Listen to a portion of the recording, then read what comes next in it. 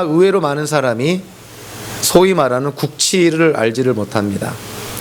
한국이 주권을 빼앗긴 일본의 식민지가 된 공식적으로 한일 병합 조약이 선포된 날, 여기 있는 분들 가운데서 국칠이 언제인지 혹시 아시는 분이 있는가 모르겠어요. 1910년 8월 29일입니다. 한일 병합 조약이 8월 22일 날 조인이 되어서 8월 29일부터 발효가 됐습니다. 그러니까 1910년 8월 29일은 정말 우리가 기억하고 싶지 않은 일종의 흑역사, 아주 치욕스러운 그런 국치일인 것이죠. 한국의 역사를 보면 이 한일 병합 조약 전에 가장 어찌 보면은 한국 역사 속의 최악의 해, 가장 비극적인 해라고 할 수 있는 게 1905년이라고 생각을 합니다. 이 1905년의 주변의 한국 상황을 보면 정말 무기력하고 무능력하고 정말 우리 자신을 지킬 수 없는 그러한 정말 어떻게 표현해야 될까요? 야수 앞에 그냥 떨고 있는 한 마리 양 같은 그러한 모습이 그 당시에 대한제국의 모습이었죠. 제국주의 열강의 틈 속에서 살아남으려고 발버둥 치던 때가 1905년 즈음이었습니다. 1905년 즈음에 한국을 침략하기 위해서 일본과 러시아가 대립을 하고 있었고, 그들의 대립은 날로 날카로워져 가고 있었습니다. 그래서 제국주의 열강들이 프랑스와 독일은 러시아 편을 들었고요, 영국과 미국은 일본 편을 듭니다. 러시아를 견제하기 위해서 영국과 미국이 그 일본을 지지하게 됐고, 어찌 보면은 일본의 대한제국 침략을 인정하게 되는 것이죠. 그래서 실제로 1902년에 영국이 제일 먼저 일본과 협약을 맺습니다. 동맹을 맺죠. 그래서 일본의 조선 침략을 영국이 제일 먼저 인정을 하게 됩니다. 1904년 2월에 러일 전쟁이 일어나게 되죠. 그리고 1905년 9월에 미국의 중재하에서 포츠머스 그 조약이 체결되어서 러일 전쟁이 끝나게 되는데, 실질적으로 일본이 러일 전쟁을 이기게 됩니다. 그래서 대한제국과 요동반도 같은 데에 이 일본의 이 지배력, 영향력이 더 커지게 되죠. 1905년 9월 러일 간의 그런 협약이 맺어지기 전인 1905년 7월에 비밀리에 미국도 일본과 협정을 맺습니다. 협약을 맺어서 미국은 필리핀을 점유한다는 그러한 조건 하에 일본의 대한제국 지배를 미국이 승인하게 되죠. 그러니까 비밀리에 미국의 승인하에서 일본은 조선 침략을 이제는 공개적이고 공식적으로 하게 되는 것이죠. 그래서 1905년 11월에 우리가 잘 아는 외교권이 일본 정부에 강제적으로 위임되는 을사 조약을 맺게 됩니다. 을사 조약은 사실은 강제적인 거기 때문에 어떤 역사학자는 이거를 을사늑약이라고 표현합니다. 이거는 찬탈된 것이지 우리가 자발적으로 준 것이 아니라는 것이죠. 자, 외교권이 일본에 뺏겼으니 그 이후에 일어나는 사건들은 뭐 불을 보듯 뻔한 것이죠. 고종이 먼저 황제 자리에서 물러나게 되고요, 대한제국의 군대가 해산이 됩니다. 이제는 외교권도 자치권도 경찰력도 하등에 자기 나라를 방어할 수 있는 힘이 없게 되니 당연히 1910년 8월에 결국 한일 합방이 일어나게 되는 것이죠. 역사학자들이 자주 정말 귀가 따갑게 얘기하는 진리 같은 말이 있습니다. 그것이 뭐냐면 기억되지 않는 역사는 반복된다는 것이죠. 아무리 국치일이지만, 우리에게는 수치스럽고 비극적인 일이지만 우리는 그 날을 기억을 해야 됩니다. 그래야 그 날이 반복되지 않을 수 있기 때문에 그런 것이죠. 자, 일본은 그 전쟁의 원흉이고요, 강제징용과 위안부 같은 그런 만행을 저지르고도 과거사를 왜곡하고 또 은폐하고 또 부인하기까지 합니다. 한마디로 그들은 기억하고 싶지 않다는 것이죠. 오히려 그들은 전쟁의 가해자가 아니라 원폭의 피해자인 양 그렇게 자기네들을 내세웁니다. 뭐 어처구니 없는 그러한 그들의 모습이죠. 자, 그런데 여기서 위험한 것이 뭐냐면 기억되지 않는 역사가 반복이 되는 것처럼 일본이 자기들의 그런 흑역사를 기억하지 않겠다는 것은 어떠한 그 암시가 담겨져 있냐면 그와 같은 역사가 반복될 수 있다는 것입니다. 그래서 일본의 제국주의는 아직도 사그러들지 않고 지금도 헌법을 개정하려 하면서까지 호시탐탐 옛날의 제국주의를 부활시키려고 하고 있습니다. 왜 그렇죠? 과거를 기억하지 않아서, 자기네들의 과거를 인정하지 않아서. 일본과 대조적으로 독일은 그들의 과거를 철저하게 인정하고요, 박물관, 기념관을 지어서 후손들에게 자기들의 과거를 알립니다. 지금 유대인들에게, 피해자들에게 아직까지도 보상금을 지급하고 있습니다. 그들은 그들의 잘못을 솔직하게 인정하고 돌이키고 회개하고 후손들에게 그와 같은 흑역사를 남겨주지 않아야겠다는 일념하에서 정말 그들이 할 수 있는 최선을 다하고 있는 것이죠. 그러나 그와는 반대로 일본은 철저하게 그들의 흑역사를 지우려고 합니다. 앞으로 반복이 될 수 있는 흑역사이기 때문에 정말 위험한 그러한 모습을 우리에게 보여주고 있죠. 우리는 개인적으로 과거의 경험을 통해서 무언가를 배울 수 있습니다. 과거를 통해서 배우지 않는다면 우리의 과거는 무용지물이 되겠죠. 우리는 과거를 통해서 배워야 됩니다. 실수하고 잘못하고 어떤 때는 하나님께 죄를 지은 과거도 과거를 통해서 배워야 됩니다. 그래야 그러한 실수와 잘못이 반복이 되지 않는 것이죠. 나라와 민족도 자기 역사를 통해서 그 역사를 기억하고 그 역사를 바라볼 수 있어야 교훈을 얻을 수가 있고 미래에 잘못된 그런 실수나 이 비극적인 치욕스러운 그런 사건들이 재현되지 않을 수가 있는 것이죠. 그래서 역사라는 것은 정말 우리의 그런 인생, 우리의 미래의 기초가 된다고 볼 수가 있습니다. 우리 현대인들을 만나면 정치와 종교 얘기는 하지 말라 그러죠. 왜냐하면 너무나 견해가 다르기 때문에 정치와 종교 얘기하다 보면 사이좋은 사이도 틈나고 사이가 소원해지기 때문에 그렇습니다. 그러나 저는 정치와 종교 외에 한 가지를 더 추가해야 될 것이 있는데 정치와 종교의 기초가 되는 것이 역사입니다. 역사를 모르면 정치를 논할 수도 없는 것이고 역사를 모르면 기독교 신앙도 논할 수가 없습니다.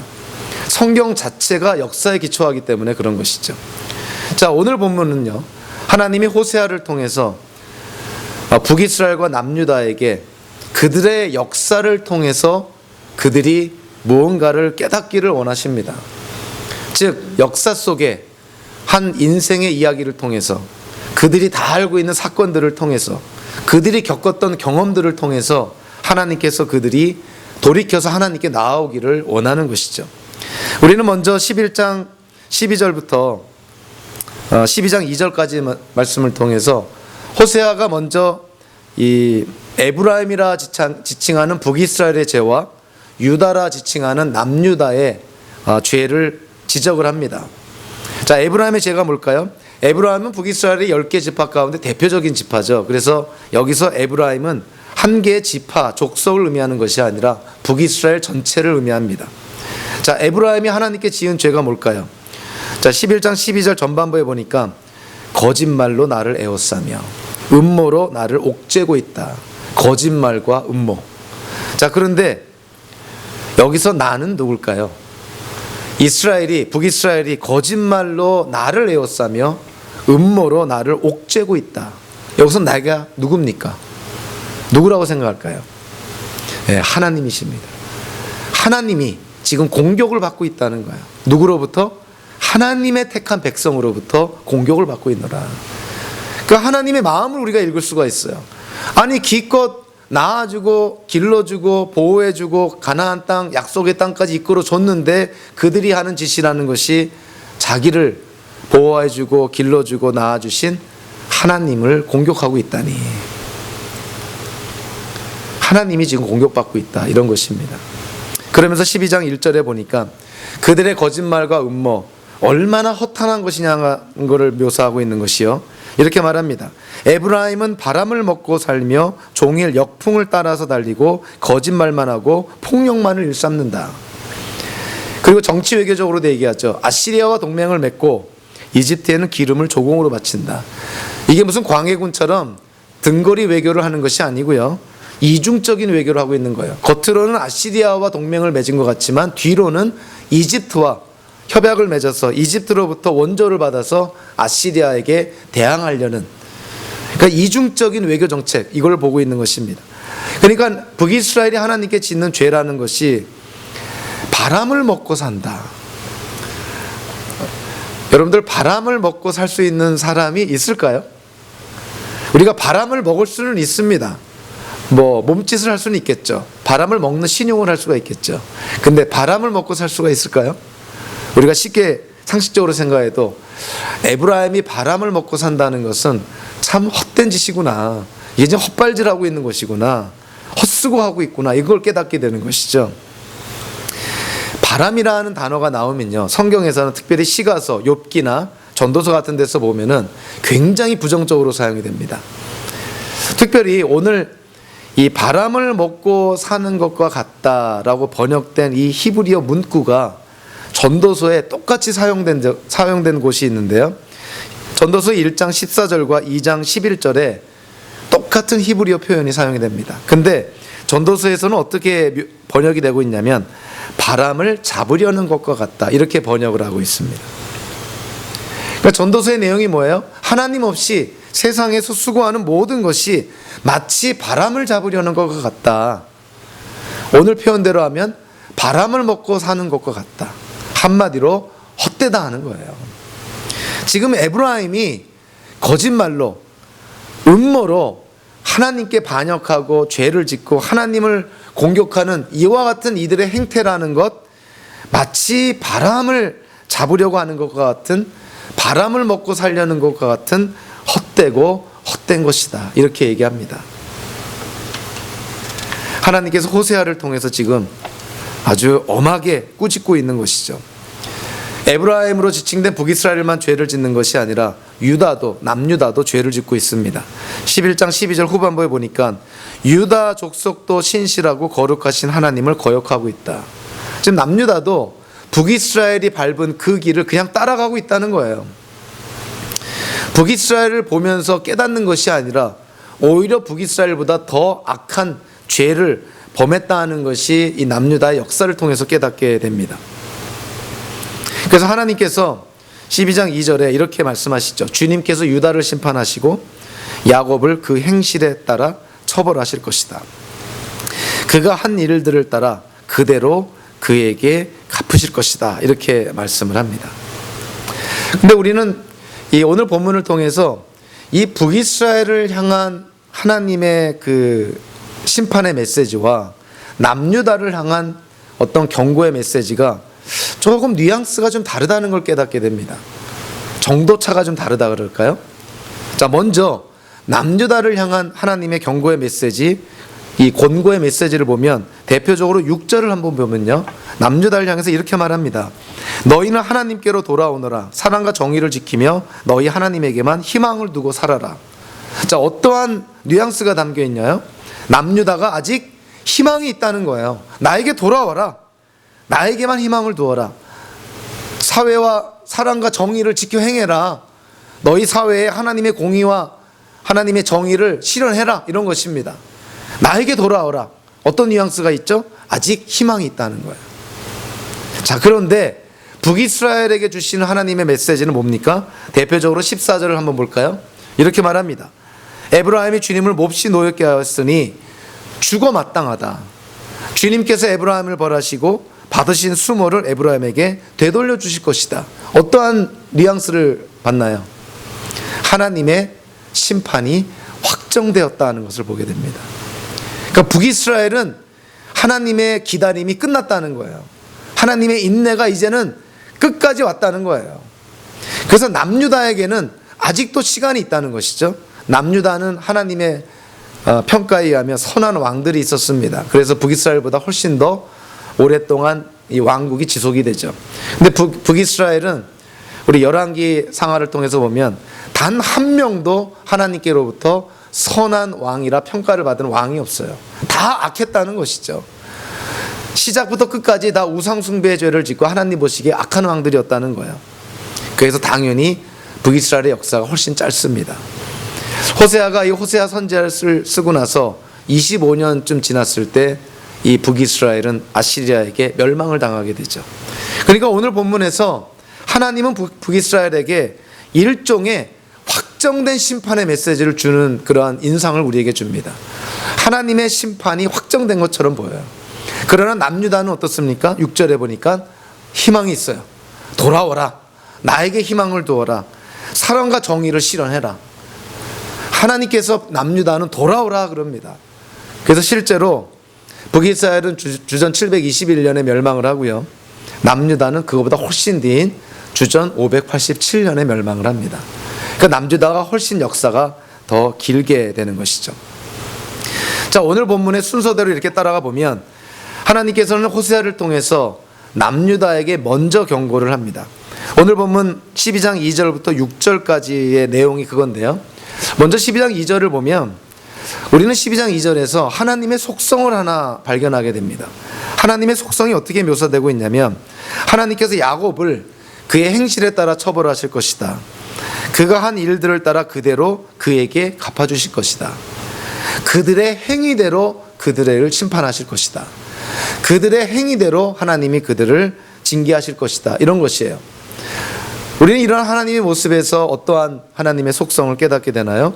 당연히 하나님의 공의로움이죠. 죄를 지은 자를 징계하는 것이 하나님의 공의로움입니다. 선을 행한 자를 축복하는 것이 하나님의 공의로움입니다. 그래서 특별히 신명기 같은 데 보면은 신명기 후반부는 하나의 주제예요. 하나님께 순종하면 축복을 받고 하나님께 불순종하면 저주받는다는 것이 신명기의 그냥 내용입니다. 후반기의 내용이 그 하나의 주제로 다 이루어지고 있어요. 왜냐하면 하나님은 공의로운 분이시니까 그런 것이죠. 그럼 우리가 질문하게 되죠. 우리 기독교인들도 예수님을 믿고 구원과 영생을 약속받았지만 우리는 여전히 죄 가운데 있고 여전히 죄성 가운데 죄를 짓고 하나님 보시기에 선한 행위보다는 오히려 악한 행위를 더 많이 하는 아직도 우리는 부족하고 연약하고 불완전한 자들인데 그러면 우리를 향한 하나님의 징계, 심판도 여전히 유효한 것입니까? 무엇보다 기억해야 될 것은 죄를 징계하는 하나님의 공의로움은요, 신구약 성경 전체를 통해서 어디에서나 양보되지 않습니다. 타협의 대상이 되질 않습니다. 하나님의 징계는 예외가 없습니다. 그러나 우리 기독교인들은 어떻게 될까요?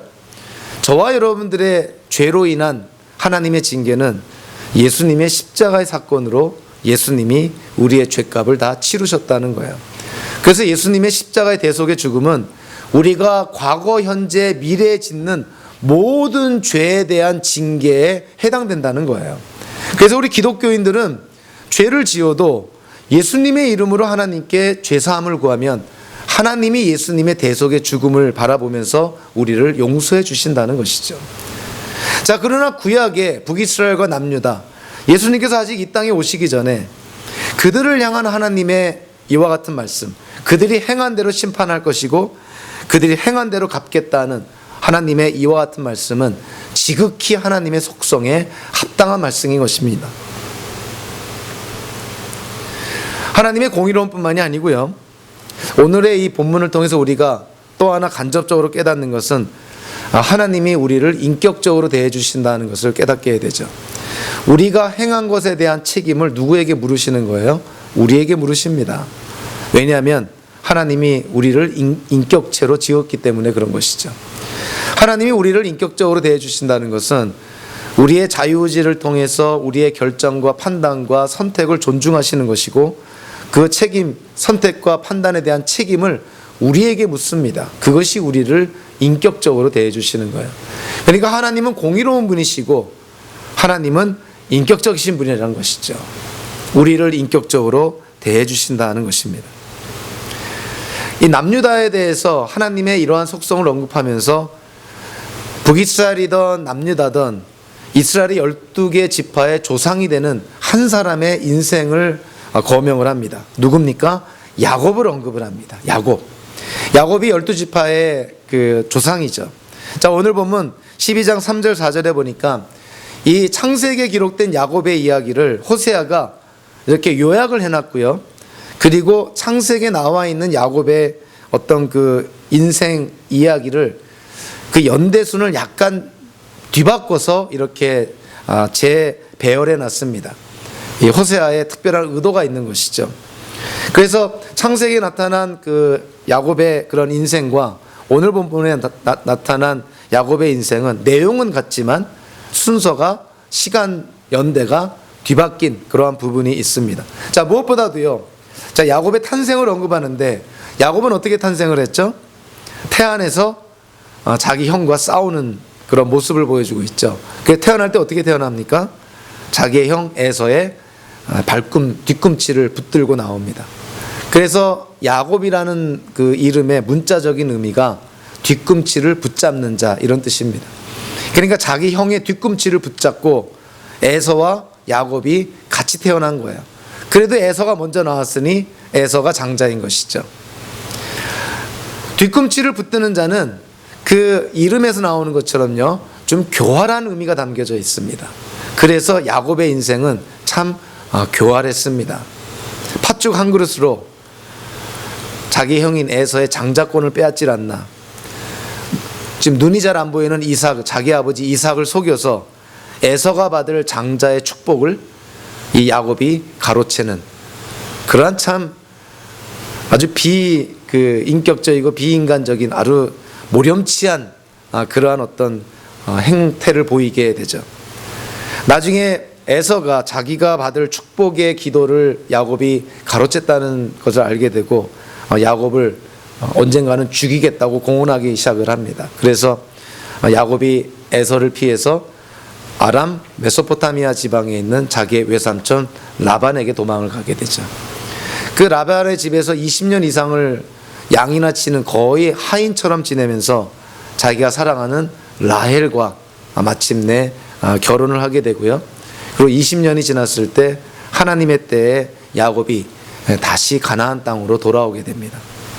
야곱이 20년쯤 지나서 이제 많은 식솔들을 거느리고 많은 동물들, 재산을 모으고 가나안 땅으로 올 때 야곱이 제일 걱정하는 것이 뭘까요? 아마도 제일 궁금했던 것이 그걸 것입니다. 에서가 지금 살아있을까? 그런 것이죠. 그리고 에서가 살아있다면 20년이 지난 나를 지금 용서해 줄까? 얼마나 걱정이 많았겠어요. 그러한 걱정 끝에 가나안 땅 가까이 왔을 때 야복 나루에서 이 야곱이 하나님을 인격적으로 만나게 됩니다. 거기서 하나님의 천사와 씨름을 했다 그러죠. 씨름을 해서 이겼다 이렇게 말합니다. 그래서 하나님이 야곱의 이름을 하나님과 싸워서 이겼다는 그런 의미를 갖고 있는 이스라엘이라는 이름을 줍니다. 그러니까 야곱의 인생이 이제는 이스라엘의 인생으로 바뀌어지게 되는 것이죠. 오늘 보면 4절에 보면 이 베델이라는 곳이 나오죠. 야곱이 사실은 에서의 그런 협박을 피해서 그 메소포타미아 지역의 자기 외삼촌 라반에게 도망갈 때 베델이라는 곳을 지날 때 거기서 하나님을 만납니다. 하나님이 야곱을 만나 주시죠. 야곱이 깨달아요. 내가 하나님을 만났구나. 여기가 하나님의 집이구나. 그래서 그곳의 이름을 베델이라고 짓습니다. 그래서 베델의 문자적인 뜻이 뭐냐면 하나님의 집이라는 뜻이에요. 베델. 근데 오늘 본문 이제 보면 야곱의 그런 그 인생, 야곱의 그 이야기를 이 호세아가 쭉 얘기를 하면서 이제 5절 6절에 보니까 남유다에게 권고하는 것이죠. 자, 너희들이 야곱의 그런 인생을 지금 한번 기억해 봐라. 하나님이 야곱을 얼마나 사랑하시고 그 지렁이 같은 야곱을 얼마나 축복하시고 나중에 야곱이 12지파의 그런 조상이 되도록 만들어 주신 거, 그거를 기억하라. 야곱의 이야기를 통해서 하나님의 은혜를 기억하라는 것이죠. 너희 조상 야곱에게 하나님이 베푸신 은혜와 축복을 한번 생각해 봐라. 어떻게 너희가 나를 배신할 수 있겠냐, 이런 것이에요. 특별히 4절에 보면 하나님은 베델에서 그를, 즉 야곱을 만나시고 거기에서 우리에게 말씀하셨다, 이렇게 말씀을 합니다. 아까 베델이 그 의미가 뭐라 그랬어요? 하나님의 집이라 그랬죠. 야곱이 하나님의 집에서 누구를 만난 거예요? 하나님을 만난 것입니다. 그래서 야곱이 그곳을 베델이라 짓습니다. 왜냐하면 하나님을 만난 장소기 때문에.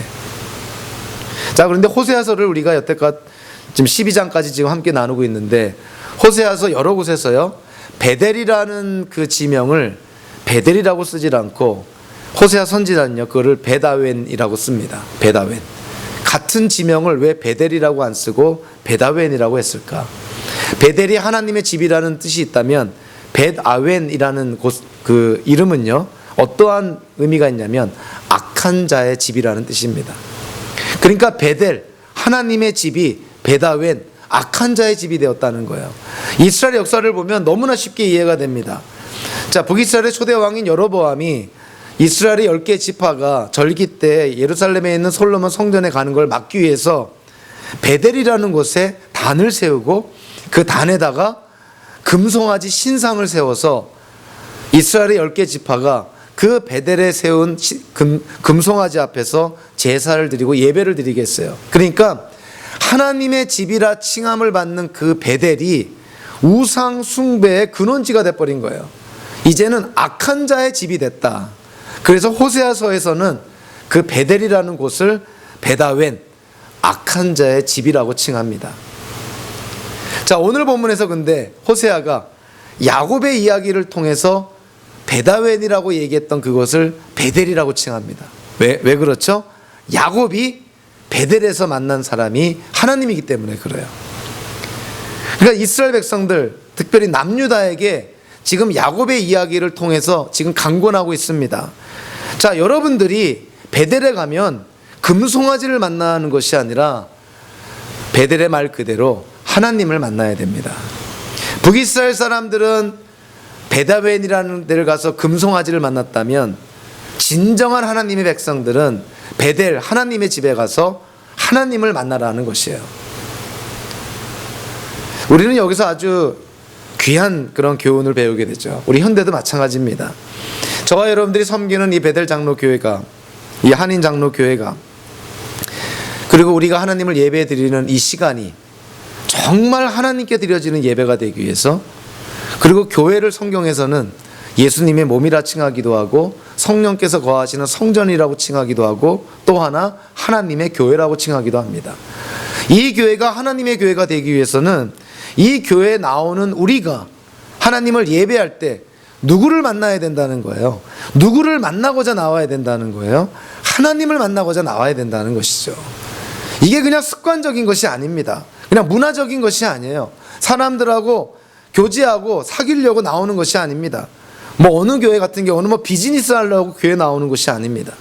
하나님을 예배할 때 그곳이 하나님의 교회가 되기 위해서는 우리가 하나님을 만나고자 하는 마음으로 나와야 되는 것이에요. 그래야 이 교회가 하나님의 교회가 됩니다. 똑같은 성읍이었지만 야곱이 하나님을 만났을 때는 그 성읍의 이름이 베델이었어요.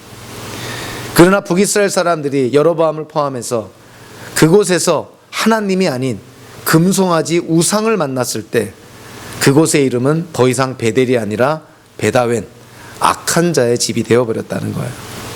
그래서 지금 호세아가 야곱의 이야기, 야곱의 인생을 지금 예를 들면서 지금 이 남유다 사람들에게 얘기하는 것입니다. 기억해봐라. 야곱을 한번 생각해봐라. 너희 조상을 한번 기억해봐라. 그 지렁이 같은 야곱이 하나님의 은혜로 하나님을 이긴 자라는 이스라엘이 되지 않았느냐. 야복강에서 하나님을 만나, 하나님을 인격적으로 만나 그의 인생이 바뀌지 않았느냐. 그가 하나님을 만나서 그의 후손을 통해서 이스라엘이라는 나라, 너희가 나온 것이 아니냐. 야곱을 통해서 배우라는 거예요. 그래서 오늘 보면 6절에 보니까 그 야곱의 이야기를 인용하면서 이 남유다에게 공고하지 않습니까? 하나님께로 돌아와라. 나에게만 희망을 두어라. 너희 공동체, 너희 사회에 사랑과 정의를 실현해라. 이렇게 사는 것이 하나님의 백성이라는 것이죠.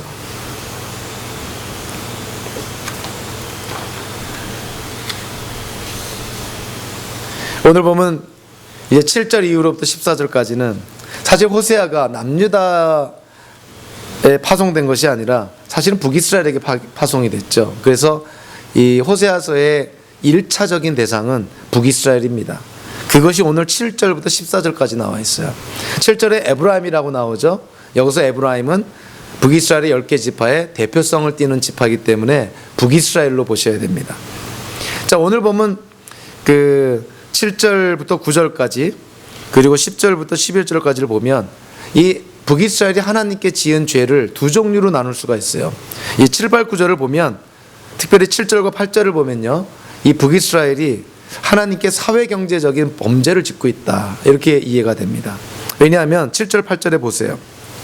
북이스라엘이 가짜 저울, 거짓 저울을 손에 들고 속이고 장사하고 있대요. 속이고 장사하며 돈을 벌고 있다는 것입니다. 10절에 보니까 아주 가관이에요.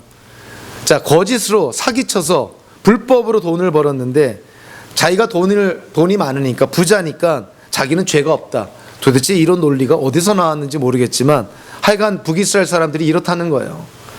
부자면 죄가 없다는 것이죠. 뭐 요즘 한국 사회에서는 뭐 예쁘면 다 용서된다는 그런 이상한 말도 있지만 북이스라엘에서는 부자는 죄가 없다, 이런 말이 아마 그 통용이 됐던 것 같아요. 그러니까 오늘 보면 이 8절과 같은 어처구니 없는 말이 나옵니다.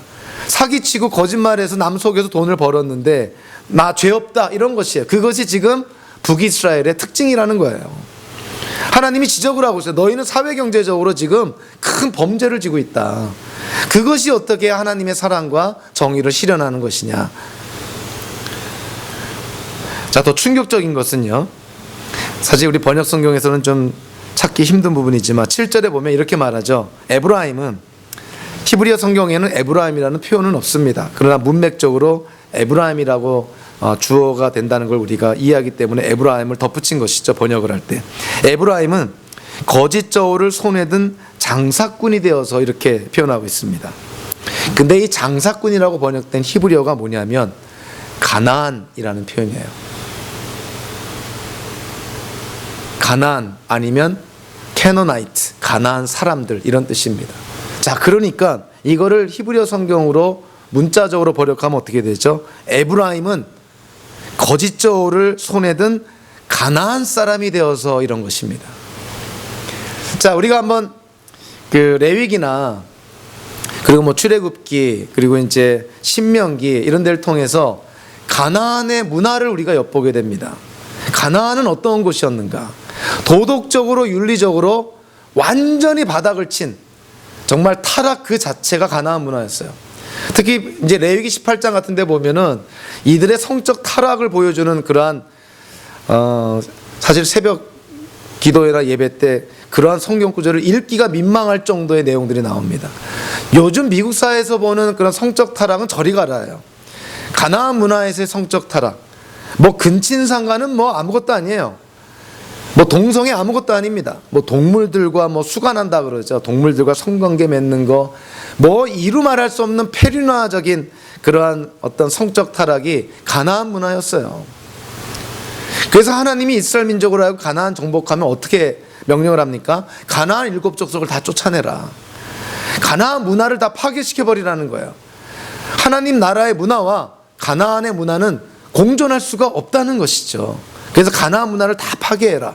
그래서 어떤 때는 우리가 현대인들이 이해하기 어려운 하나님의 아주 엄중한 명령도 내리잖아요. 성을 점령하거든 살아 숨쉬는 거 다 죽이라 그러잖아요. 왜 그렇습니까? 그만큼 가나안 문화가 타락이 됐기 때문에 그래요. 하나님 나라의 문화와 병립할 수가 없어요. 가나안 문화는 없어져야 될 문화였다는 거예요. 이스라엘 백성이 가나안 땅에 들어가서 하나님께서 그들에게 가나안 땅을 허락하시는 거는 가나안 족속을 내쫓고 가나안 문화를 파괴하고 거기에 하나님의 나라, 하나님 나라의 문화, 이스라엘을 세우라는 거예요. 자, 그런데 오늘 본문을 보면 하나님이 북이스라엘을 어떻게 꾸짖고 있습니까? 지금 북이스라엘이 어떻게 됐다고요? 북이스라엘, 너희가 가나안 사람이 되었노라. 지금 가나안 사람을 내쫓아야 될 북이스라엘이 내쫓기는커녕 오히려 가나안 사람처럼 됐다는 거예요. 가나안 문화에 동화가 되었다는 것이죠.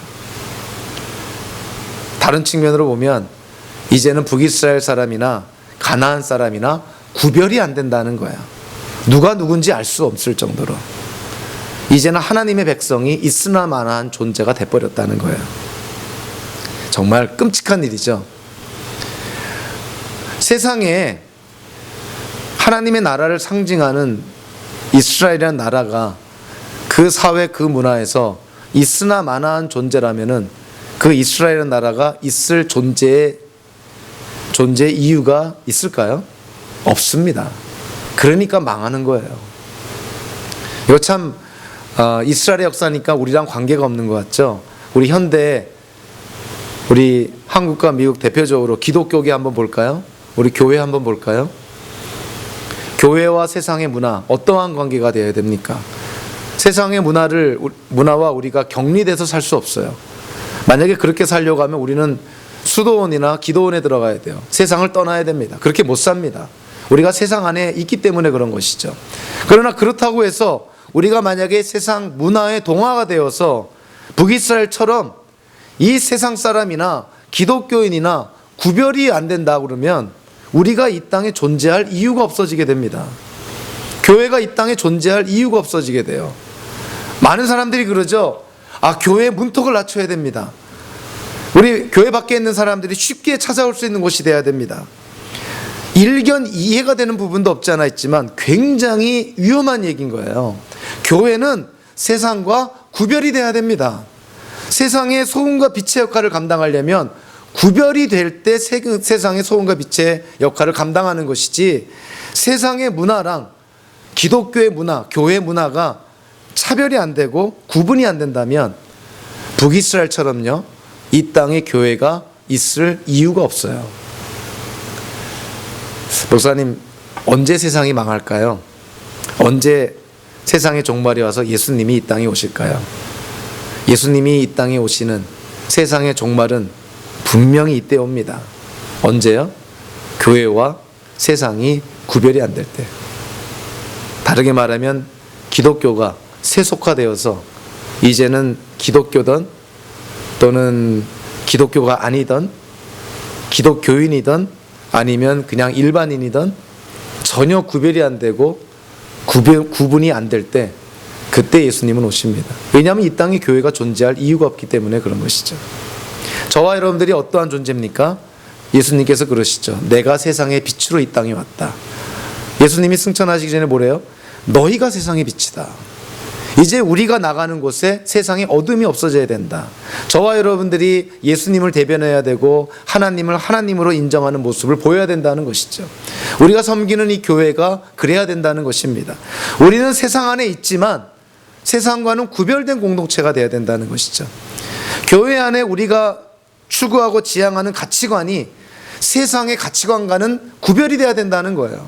근데 만약에 교회 안에도, 기독교계 안에도 많으면 좋은 것이고 크면 좋은 것이고 부유하면 좋은 것이고 화려하면 좋은 것이고, 그래서 교회도 크게 지어야 되고 화려하게 지어야 되고 다른 사람들 보기에 칭찬받는 그러한 큰 교회 건물을 짓는 것이, 그것이 과연 하나님 나라의 그런 가치관에 맞냐 하는 거예요.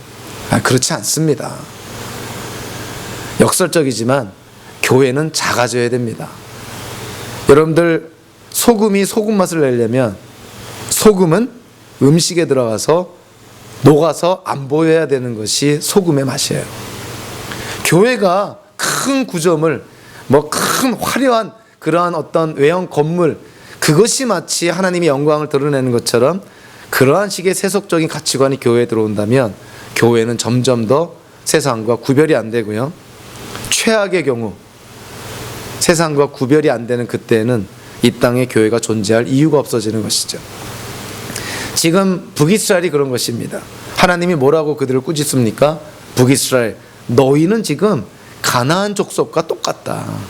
가나안 족속이 거짓으로 비즈니스하고 사기쳐서 돈을 버는 그 가나안 족속의 그 악함을 너희가 그대로 지금 담고 있다. 북이스라엘 너희는 가나안 족속이나 다를 바가 없다. 그러니까 결론이 뭐예요? 북이스라엘은 멸망할 수밖에 없는 것이죠. 하나님께서 왜 북이스라엘의 사회경제적인 범죄를 이렇게 아주 준엄하게 꾸짖냐면 굉장히 성경적인 의미가 있습니다. 여러분들 소돔과 고모라 잘 알고 계시죠? 제가 이 질문하면 여러분들 한번 생각해 보시고 답을 한번 생각해 보세요. 소돔과 고모라는 왜 멸망을 했을까요? 소돔과 고모라 왜 멸망했습니까? 자, 소돔과 고모라 관련된 그 창세기 그 18장의 그 내용을 우리가 잘 이해를 하면, 기억을 하면 떠오르는 사건이 있어요. 소돔과 고모라 성에 만연되어 있는 동성애, 성적 타락, 도덕적이고 윤리적인 타락.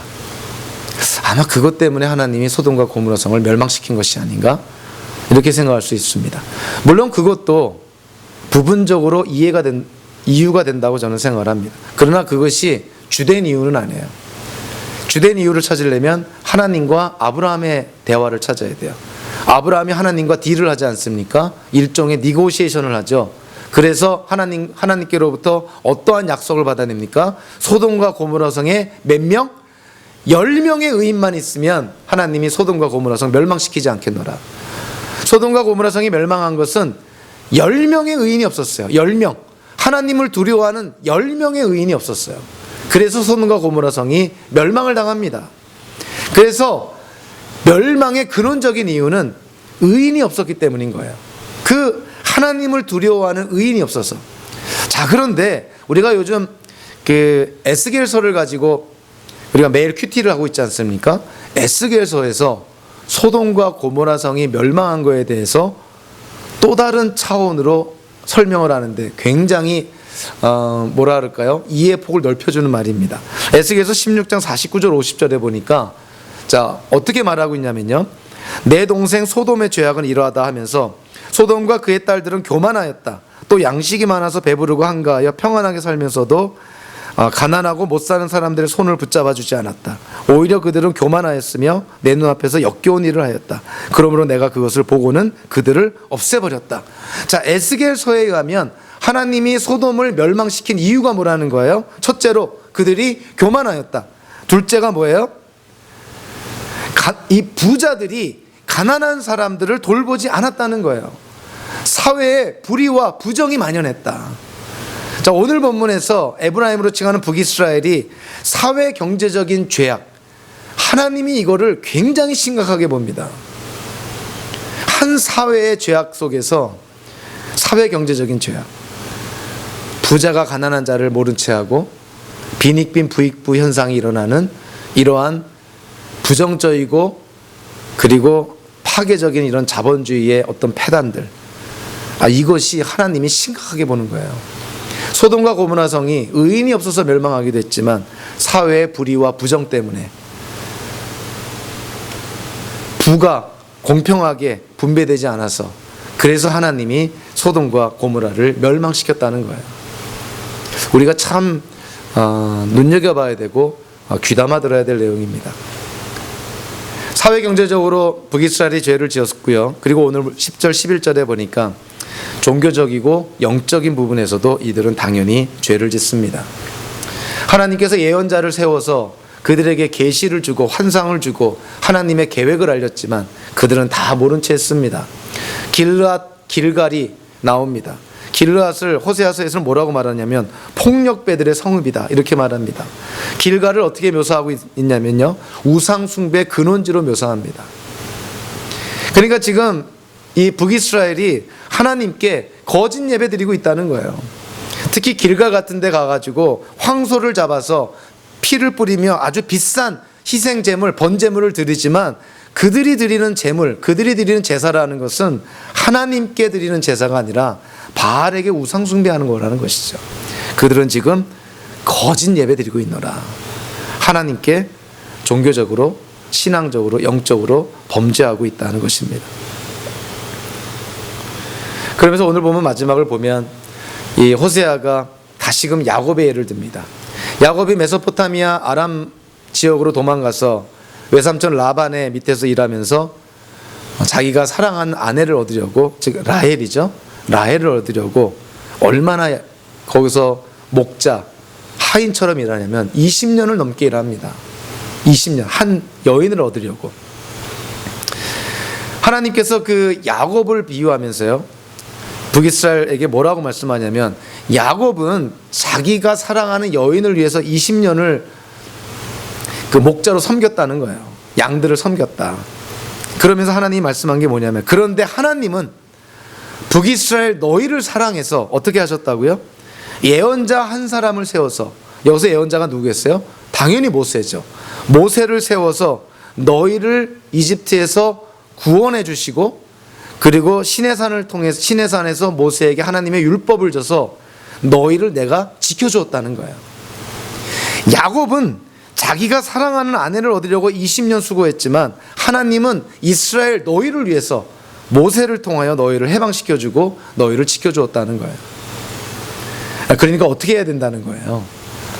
너희의 조상 야곱도 하나님을 인격적으로 만나서 이스라엘이 되어서 인생이 바뀌었는데, 너희를 해방시켜주고 너희를 지켜준 하나님을 너희가 다시 믿고 신뢰하고 하나님께로 돌아와야 되지 않겠냐 하는 거예요. 그런데 14절에 보면 아까도 얘기했지만 하나님의 이 심판의 메시지는 거의 확정적입니다. 북이스라엘은 점점 소망이 없는 그러한 단계로 치닫고 있는 것이죠. 그래서 결국 하나님께로부터 심판의 메시지, 징계의 메시지를 받게 됩니다. 오늘 본문에서요, 이스라엘의 수많은 역사적인 그런 사건들이 나옵니다. 야곱의 이야기가 나오죠. 출애굽이 언급이 되죠. 길르앗이라는 성읍, 또 길갈이라는 그러한 성읍의 이야기가 나오죠. 간접적으로 가나안 사람들에 대한 언급이 나오죠. 모세를 통해서 하나님이 이스라엘을 출애굽한 사건, 모세를 통해서 율법을 주고 율법을 통해 하나님이 이스라엘 민족을 지켜주신 사건, 이 모든 역사적인 사건을 지금 하나님이 호세아를 통해서 특별히 북이스라엘에게 전하고 있어요. 하나님이 이 말씀하는 이유가 뭐냐면 역사를 기억하라는 거예요. 하나님이 너희 조상들에게 베풀어 주신 것을 기억해라. 그리고 하나님을 기억하라는 것이죠. 하나님의 역사를 기억한다는 것은 하나님을 기억하라는 거예요. 그래서 뭐라는 거예요? 돌아오라는 거예요. 우리가 과거에 실수하고 죄를 짓고 하나님께 불순종하는 거, 어떻게 보면 우리의 인간됨의 당연한 모습입니다. 우리는 불완전하고 연약하기 때문에 그런 것이죠. 그러나 과거로부터 배우지 못하고 우리의 실수와 잘못과 우리의 죄를 반복한다면 그거는 하나님 앞에 익스큐즈가 안 된다는 것이죠. 과거는 절대로 무용지물이 아닙니다. 과거를 통해서 우리는 배워야 되는 것이죠. 역사를 통해서 배워야 되는 것이죠. 오늘 본문은 우리에게도 말씀해 줍니다. 혹이라도 우리의 인생 속에 우리가 현재의 삶에서 혹이라도 돌이켜야 될 것, 그래서 하나님께 다시 나아가야 될 삶의 영역이 있는가? 여러분들, 돌이킨다는 것이 뭐죠? 회개한다는 것입니다. 하나님께 나아간다는 것이 뭡니까? 예수 그리스도를 믿는다는 것이죠. 그렇다면 회개와 예수님을 믿음이 합해지면 그게 뭐라고 표현합니까? 회심했다 그래요. 누군가가 회심했다는 것은 그는 죄를 회개하고 예수님을 믿어 구원을 받았다는 뜻입니다. 저와 여러분들, 우리의 인생 속에, 우리의 삶 속에서 혹이라도 돌이켜야 될 부분이 있으면 지금 깨달아졌다면 지금 돌이켜야 됩니다. 예수님께 나아가야 될 부분이 있다면 지금 나아가야 됩니다. 저와 여러분들의 삶 속에서 이스라엘의 역사가 하나의 타산지석이 되고 반면교사가 되어서 하나님께서 주신 교훈을 깨달아서 우리의 남은 인생이 더 이상 허비되거나 낭비되지 않는 하나님의 기쁨이 되는 구별된 성도의 삶을 사시기를 주님의 이름으로 축원합니다. 기도하겠습니다. 고마우신 하나님, 감사합니다. 북이스라엘의 역사와 또 앞으로 일어날 남유다의 역사를 통해서 우리에게 다시금 경각심을